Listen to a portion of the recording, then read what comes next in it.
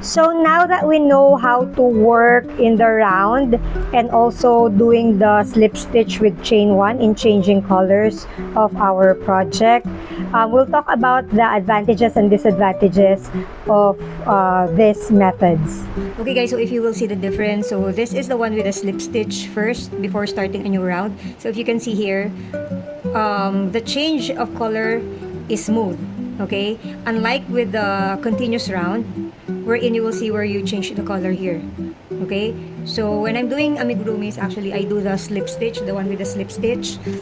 So especially with changing colors, although if I'm doing an amigurumi with just one color, I do this spiral thingy because you know it won't show, there's no changing of colors or whatever. But if there is a change of color, like for example in the legs of the amigurumi, like there's a sock or the underwear, okay, I do the one with the slip stitch so that it's clean.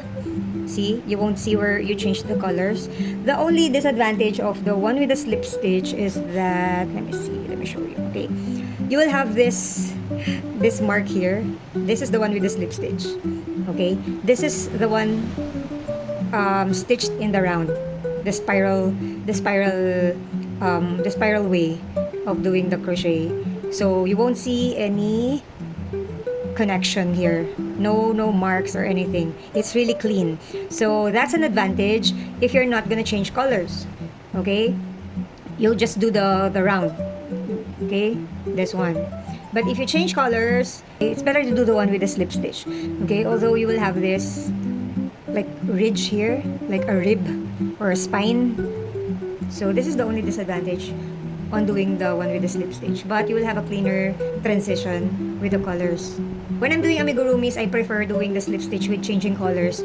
And what I do is that I just hide this part. I make sure that the connection is hidden like at the back of the amigurumi so it doesn't show.